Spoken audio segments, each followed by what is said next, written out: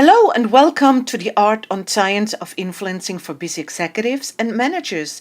This is part 9 of 9. I'm Helena Nyman, President and founder of Nyman Consulting International and the Executive Center of Excellence, as well as a best-selling author. In part 8, we learned how to create an influence campaign.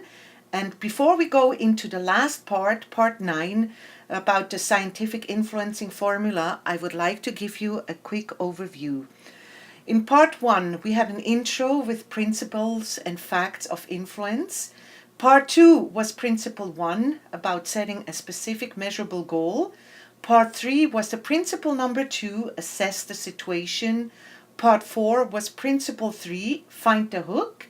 Part 5 was principle 4, structure the approach. Part 6 was principle 5, prepare for the worst. Part 7 was principle 6, rehearse. Part 8 was principle 7, create an influence campaign.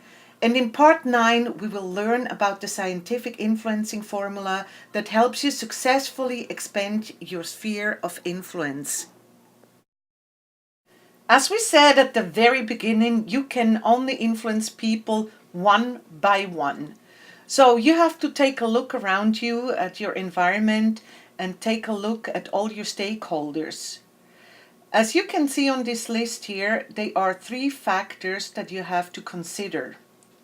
What power does this person have for this specific issue? Impact of this idea on their life, and the relationship of this idea to their idea. Let's start with what power does this person have for this specific issue. Let's pretend your company intends to get a new accounting system. In this case, your chief financial officer has probably much more power over this specific issue than the vice president of marketing. Let's take a look at the next column, the impact of this idea on their life. You probably agree with me that having a new accounting system impacts the life of a chief financial officer much more than the life of a vice president of marketing. Let's take a look at the last piece of the scientific influencing formula, relationship of this idea to their idea. If you're talking now to the chief financial officer, I'm sure he's very excited to hear that we are looking at getting a new accounting system. However, if you're talking to the vice president of marketing, he probably thinks that this money could be used to expand their budget for marketing.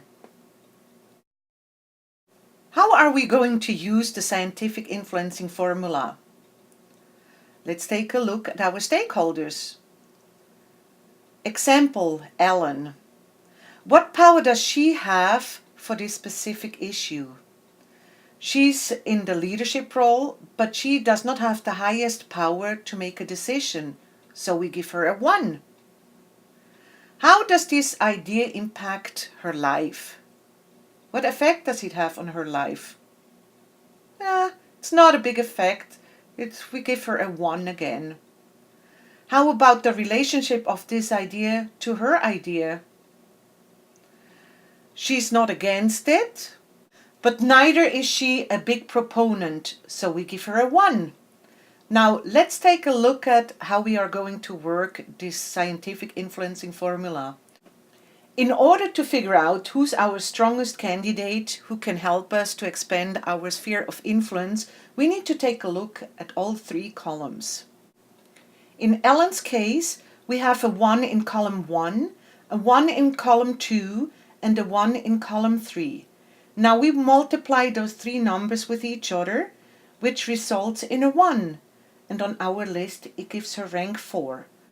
So she's about a medium candidate to be on your influencing team. Let's take a look at John. He has a little bit more power than Ellen, so we give him a 2. Now, how is the impact of this idea on his life?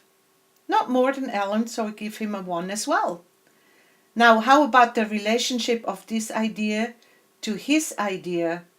He's not really a proponent of this idea, He's even against this idea, so we give him a -2. So if we multiply all three columns with each other, we get a -4, which makes him the weakest candidate on your influencing team. Let's look at Nancy now. She's the Chief Financial Officer and has a power of 3. The impact on her life is a 2, and the relationship of this idea to her idea is a 2. So by multiplying all three columns, we get a 12.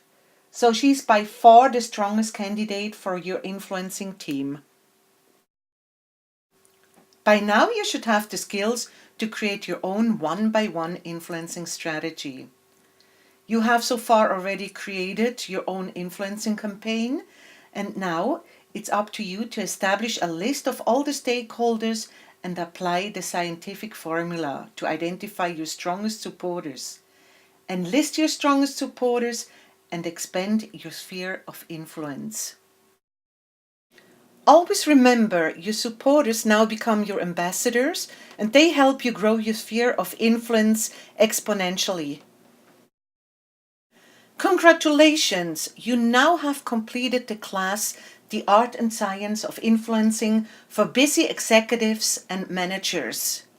And you're now on your way to becoming a great influencer. I always like to hear the success stories, so please don't hesitate to email me at nyman@consultant.com, or please visit our website at www.nymanconsulting.com.